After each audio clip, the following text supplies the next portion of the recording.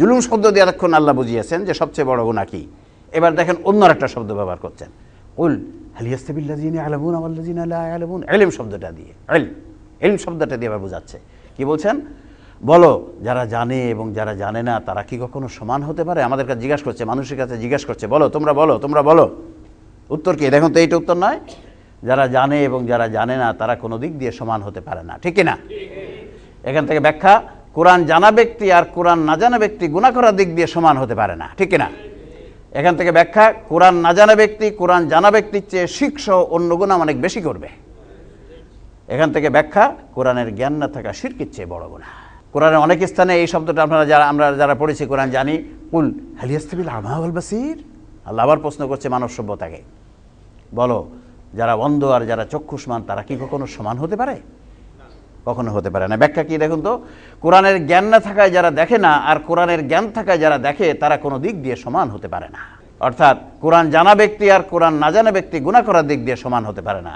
অর্থাৎ কোরআন না জানা ব্যক্তি কোরআন জানা ব্যক্তি সে শিরক সহ অন্য গুনাহ অনেক বেশি করবে। অর্থাৎ কোরআনের জ্ঞান না থাকা শিরকের চেয়ে বড় গুনাহ, ঠিক কিনা? বলা যায় না এর থেকে বলা যায়। এখন দেখুন আল্লাহ আরেকটি শব্দ ব্যবহার করছে, ফাইজা কারাতাল কুরআন ফাস্তাইজ বিল্লাহি মিনাশ শাইতানির রাজিম। যখন তোমরা কোরআন পড়বে তখন অবশ্যই অভিশপ্ত শয়তানের থেকে আল্লাহর নিকট সাহায্য চাইবে। আল্লাহ বলছে আমরা কোরআন পড়ার আগে আউযুবিল্লাহ পড়ি, তাই না?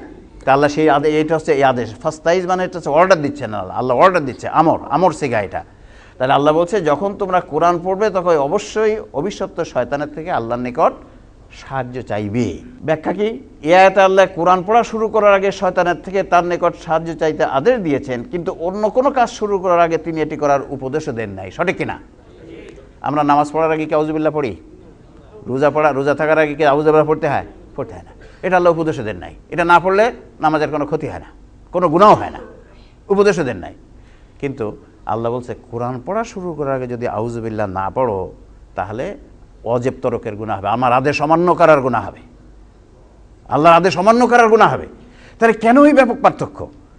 যে নামাজও তো একটা বড় আমল, রোজা থাকাও তো একটা বড় আমল, নয় কি? কিন্তু আল্লাহ ওখানে কোরআন ওটা শুরু করার আগে আউযুবিল্লাহ পড়তে উপদেশও দেন নাই, কিন্তু নামাজ পড়া শুরু করার আগে আউযুবিল্লাহ পড়তে, কোরআন পড়া শুরু করার আগে আউযুবিল্লাহ পড়তে অর্ডার দিলেন, আদেশ দিলেন। ব্যাপক পার্থক্য নয় কি? ব্যাপক পার্থক্য নয়? এর কারণ কি? মুসলমান জাতির এর কারণটাও বুঝে নিতে হবে। কোরআনের জ্ঞান থেকে দূরে রাখা শয়তানের সবচেয়ে বড় কাজ বলে আল্লাহ এমনটি করেছেন। নামাজ থেকে দূরে রাখাও শয়তানের বড় কাজ, রোজা থেকে দূরে রাখাও শয়তানের একটা বড় কাজ, কিন্তু তার থেকে কোটি কোটি গুণ বেশি বড় কাজ হচ্ছে কোরআনের জ্ঞান থেকে দূরে রাখা। এই জন্য আল্লাহ অন্য কোনো কাজ শুরু করার আগে, নামাজ পড়া রোজা থাকার আগে আউযুবিল্লাহ পড়তে উপদেশও দেন নাই, আর কোরআন পড়া শুরু করার আগে আউযুবিল্লাহ পড়ার অর্ডার দিয়েছেন। যেটি শয়তানের সবচেয়ে বড় কাজ সেটি সবচেয়ে বড় গুনাহ, ঠিক কিনা? তাহলে এই আয়াতের মাধ্যমে আল্লাহ জানিয়ে দিয়েছেন কোরআনের জ্ঞান থেকে দূরে থাকা সবচেয়ে বড় গুনাহ। তাহলে দেখেন এখানে আরেকটি শব্দ, তাহলে কত বিভিন্ন ধরনের শব্দ ব্যবহার করে আল্লাহ রাব্বুল আলামিন এই কথাটা জানিয়ে দিয়েছেন। সঠিক না ভুল? আল কোরআনের উল্লিখিত আয়াতসমূহের শিক্ষা হলো শিরক অতি বড় গুনাহ, কোরআনের জ্ঞান না থাকা সবচেয়ে বড় গুনাহ। তাহলে এই দুটো শিক্ষা এখান থেকে আসছে, এই আয়াত থেকে যে কি শিরক অতি বড় গুনাহ। শিরক কিন্তু ছোট বড় নয়, শিরক অতি বড় গুনাহ, আর কোরআনের জ্ঞান না থাকা সবচেয়ে বড় গুনাহ। এবার আমরা চলুন সবচেয়ে বড় গুনার ব্যাপারে হাদিস। কোরআনে যে বিষয় আছে হাদিসেতে আছে কি নাই? অবশ্যই আছে, অবশ্যই আছে, কিন্তু এই হাদিসগুলো হারিয়ে গেছে, এই হাদিসগুলো বলা হয় না।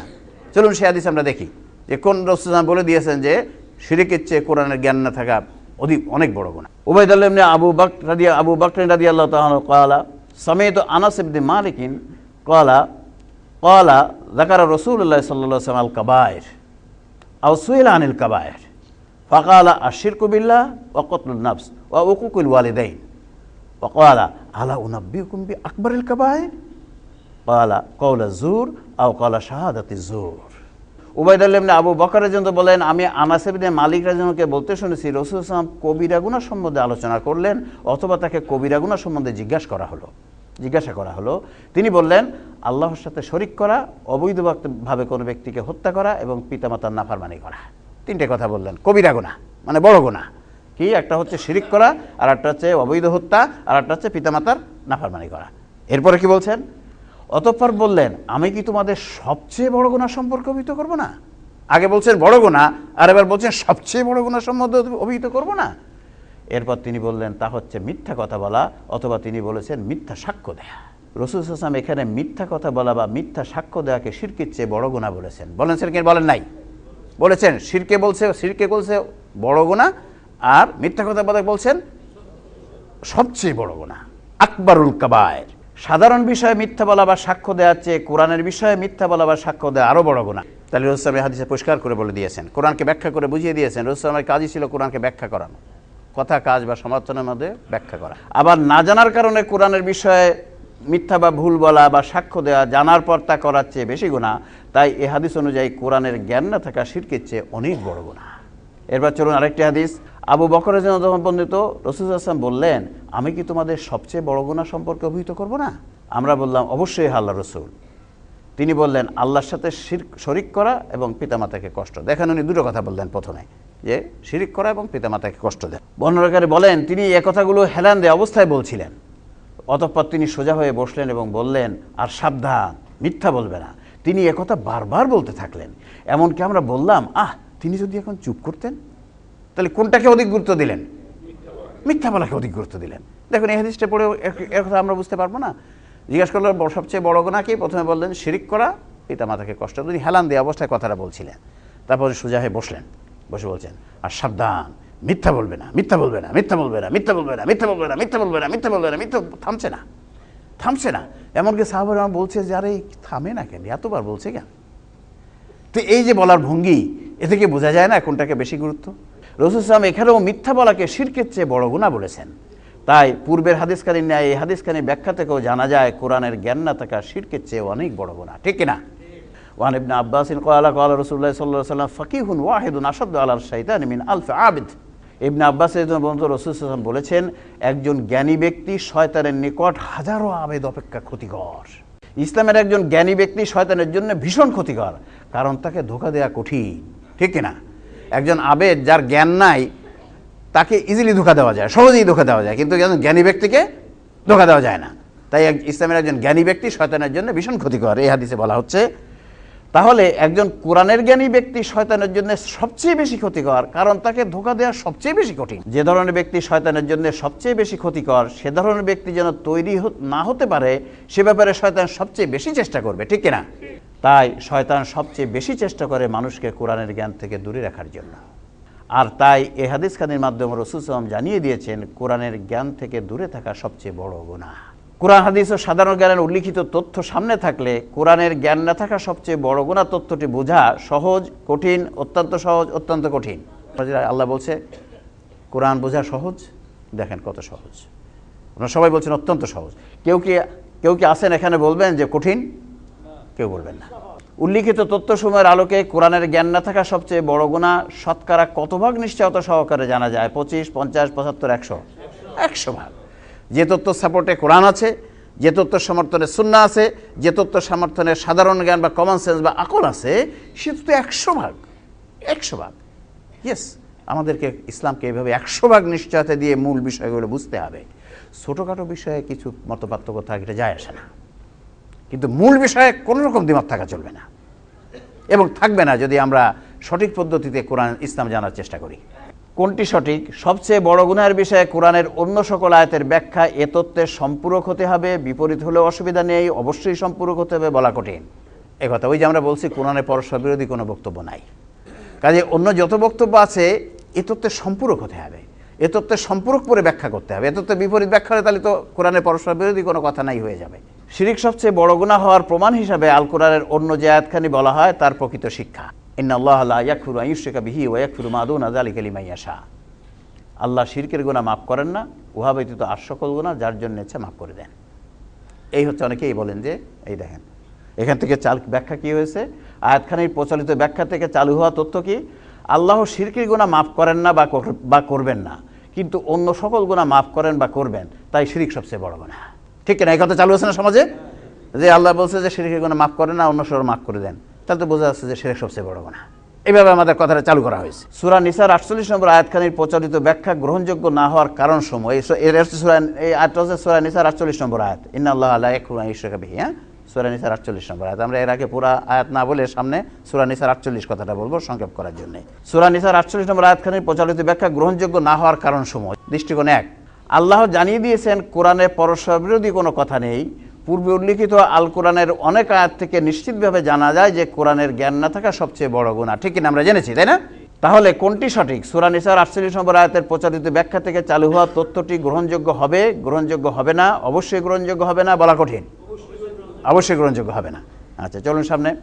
দৃষ্টিকোণ 2, ওয়া ইবাদুর রহমানিল্লাযীনা ইয়ামশুনা আলাল আরদি হাওনা ওয়া ইযা খাতাহুমুল জাহিলিনা ক্বালু সালামা ইলা আখিরিল আয়াত। বড় আয়াত, আমরা অর্থে চলে যাই। রহমানের বান্দারা অর্থাৎ মুমিন বান্দারা হলো তারা যারা পৃথিবীর বুকে নম্রতা সহ চলাফেরা করে, আর জাহেল লোকেরা তাদের সাথে তর্কলিপ্ত হলে বলে দেয় তোমাদের সালাম। যারা নিজেদের রবের উদ্দেশ্যে সিজদায় দাঁড়িয়ে রাত কাটিয়ে দেয়, মুমিন বান্দারা। যারা দোয়া করে, হে আমাদের রব, দোজকের শাস্তি হতে আমাদের বাঁচাও, তার শাস্তি তো প্রাণান্তকারভাবে লেগে থাকে, বসো আবাসস্থান হিসাবে তা নিকৃষ্টতম জায়গা। যারা অর্থাৎ যে মুমিনরা 3টে গুণ বলছে তাদের: খরচের সময় বেহুদা খরচ বা কৃপণতা না করে মধ্যপন্থা অবগ্রহণ করে, যারা আল্লাহ ছাড়া অন্য ইলাকে ডাকে না অর্থাৎ শিরিক করে না। আল্লাহ ছাড়া অন্য ইলাকে ডাকে না মানে শিরিক করে না, ঠিক না? 2 নম্বর গুণ তাদের, আল্লাহর বান্দাদের। আর 3 নম্বর কি? আল্লাহ যে প্রাণ হত্যা অবৈধ করেছেন, বৈধ কারণ ব্যতীত হত্যা করে না। আর 4 নম্বর কি? ব্যভিচার করে না। তারপরে বলছেন যারা এই কাজসমূহ করে তারা গুনাহের শাস্তি পাবে, কিয়ামতের দিন তাদের শাস্তি দ্বিগুণ হবে এবং তথায় তারা লাঞ্ছিত অবস্থায় চিরকাল পড়ে থাকবে। এরপরে কি বলছেন? এটা হতে বাঁচবে শুধু তারা যারা তওবা করবে এবং ঈমান দৃঢ় করে নেক আমল করবে। এই লোকদের গুনাহকে আল্লাহ সওয়াব দ্বারা বদলিয়ে দেবেন। আল্লাহ বড়ই ক্ষমাশীল ও দয়ালু। তাহলে এখানে একটা গুনাহ আমরা দেখছি শিরক করা বলছে যে যারা শিরক করার পরে তওবা করবে তাদের গুনাহকে আল্লাহ সওয়াবে পরিবর্তন করে দেবেন। তাহলে শিরকের গুনাহ আল্লাহ মাফ করেন না, এই কথাটা কি এইভাবে বলা যাবে? আল্লাহ দেখেছে এখানে খালি মাফ করেন না, এখানে কি বোঝা যাচ্ছে? এ আয়াতের শিক্ষা কোনটি? শিরকের গুনাহ কোনোভাবে মাফ হবে না, শিরকের গুনাহ মাফ হতেও পারে, তওবা করলে শিরকের গুনাহ মাফ হয়ে সওয়াবে পরিণত হবে, বলা কঠিন। 3 নাম্বার। তাহলে শিরকের গুনাহ মাফ করেন না, ওই আয়াতে এই ব্যাখ্যা করা যাবে না, কারণ এই আয়াতের উল্টা হয়ে গেল। এই আয়াতে আল্লাহ বলছে শিরকের গুনাহ তওবা করলে খালি মাফই হবে না, সেটা সওয়াবে নেকিতে পরিবর্তন হবে।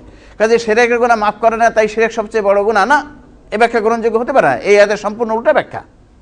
কাজে ওই ব্যাখ্যা চিন্তা করতে হবে কি করা যায়, কি ব্যাখ্যা হলে সব আয়াত একসাথে হবে। তাহলে কোনটি ভুল? আল্লাহ শিরকের গুনাহ মাফ করেন না, মাফ করতেও পারেন, অবশ্যই মাফ করেন, বলা কঠিন। অবশ্যই মাফ করেন, আল্লাহ বলে দিচ্ছেন আমি সবই পরিবর্তন করে দেই, অবশ্যই মাফ করেন। তাহলে ওই আয়াতের ব্যাখ্যা আমাদের অন্য কিছু খুঁজতে হবে। আল্লাহ শিরকের গুনাহ মাফ করেন না, আল্লাহ ইন্নাল্লাহা লা ইয়াগফিরু আন ইউশরাকা বিহি ওয়া ইয়াগফিরু মা দুনা যালিকা লিমান ইয়াশা, এর অন্য ব্যাখ্যা খুঁজতে হবে যাতে মেলে, সব আয়াত একসাথে আসে। তাহলে কোনটি সঠিক? আল্লাহ শিরকের গুনাহ মাফ করেন না বা করবেন না, তাই শিরক সবচেয়ে বড় গুনাহ কথাটি বলা সঠিক হবে, সঠিক হবে না, অবশ্যই সঠিক হবে না, বলা কঠিন। আরেক দৃষ্টিকোণতে আমরা দেখি শিরকের গুনাহ তওবায় মাফ হয়, কিন্তু মানুষের হক ফাঁকি দেওয়ার গুনাহ শুধু তওবায় মাফ হয় না, ঠিক কিনা? মানুষের হক ফাঁকি দেওয়ার গুনাহ মাপ পেতে হলে প্রথমে হক ফেরত দিতে হবে, তারপর তওবা করতে হবে। যদি মানুষের হক ফাঁকি দিয়ে আল্লাহর কাছে রাত্রে আল্লাহ আমার মাফ করে দাও, আল্লাহ যদি মাফ করে দিত তা পৃথিবীতে সব একেবারে অশান্তি সৃষ্টি হয়ে যেত। সব হকনি ফাঁকি দিয়ে এসে আল্লাহর কাছে মাফ করে নিত, হ্যাঁ, হক ফাঁকি দিয়ে রাত্রে এসে আল্লাহর কাছে মাফ করে নিত, তাহলে পৃথিবী অশান্তিতে ভরে যেত। না, ওই সমস্ত কাজসাজি চলবে না। হক যদি ফাঁকি দিয়ে থাকো আগে হক ফেরত দিবা, আগে হক ফেরত দিয়ে এসে আমার কাছে মাফ চাইবা, তাহলে আমি দেখবো মাফ করতে পারি কিনা। মাফ হওয়া না হওয়া যদি সবচেয়ে বড় গুনাহ হওয়ার দলিল হয়, তবে কোনটি সবচেয়ে বড় গুনাহ হবে? শিরিক করা, মানুষের হক ফাঁকি দেয়া, অন্য কিছু, বলা কঠিন। যদি মাফ হওয়া না হওয়া যদি সবচেয়ে বড় গুনাহের দলিল হয়, তাহলে তো বলতে হবে মানুষের হক ফাঁকি দেওয়া সবচেয়ে বড় গুনাহ, কারণ শিরিক তো তওবায় মাফ হয়ে যাচ্ছে, মানুষ হক ফাঁকি দেওয়া তওবায় মাফ হচ্ছে না। তাহলে বলতে হবে যে না, মাফ হওয়া বা না হয় এই সত্যই যদি দলিল হয় যে শিরিক সবচেয়ে বড় গুনাহ, তাহলে বলতে হবে না, তাহলে তো মানুষের হক ফাঁকি দেওয়া সবচেয়ে বড় গুনাহ। তাহলে বলছে